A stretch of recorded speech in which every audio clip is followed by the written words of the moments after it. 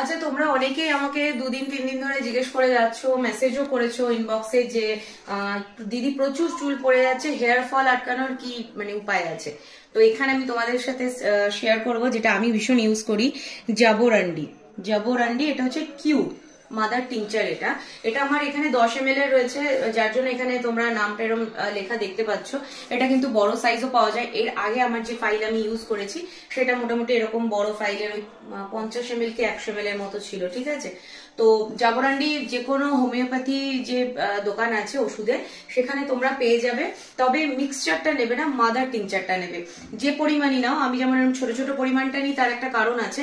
বড় যে বটল গুলো থাকে সেগুলো থেকে অ্যাপ্লাই করতে একটু অসুবিধা হয়, আর এই ছোট বোতলগুলো নিলে এর না এই মুখটা দিয়ে অ্যাপ্লাই করতে সুবিধা হয়, সেই জন্য আমি ছোটটা নিই। এটা যেমন 10 ml আছে, তবে অনেক দিন চলবে।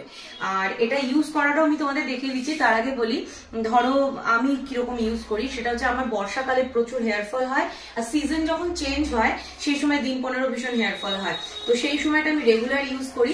তোমরাও দেখবে যতদিন তোমাদের মানে হেয়ার ফল কন্টিনিউ হবে তোমরা এটা ইউজ করো। এটা কিন্তু হেয়ার ফলটা আটকায়, কিন্তু তার সাথে সাথে বেবি হেয়ার প্রচুর পরিমাণে বাড়ায়। আর হেয়ার ফল আটকানোর আরেকটা শ্যাম্পু বলছি, তবে তার আগে চল এটা দেখিয়ে দিই।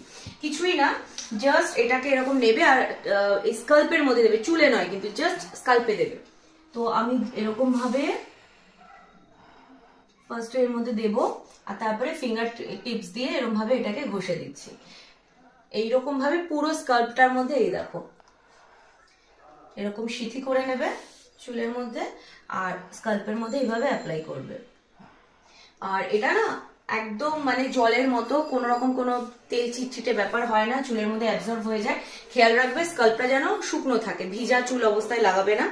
আর যদি ধরো বড় বোতল নিয়েছো, তখন কিভাবে অ্যাপ্লাই করবে, তখন এরকম ভাবে তুলোর মধ্যে প্লেন নিয়ে নেবে জিনিসটাকে, নিয়ে স্কাল্পের মধ্যে এইভাবে ডলে ডলে অ্যাপ্লাই করবে, ঠিক আছে। তো তোমাদেরকে দুটোই আমি বলে দিলাম।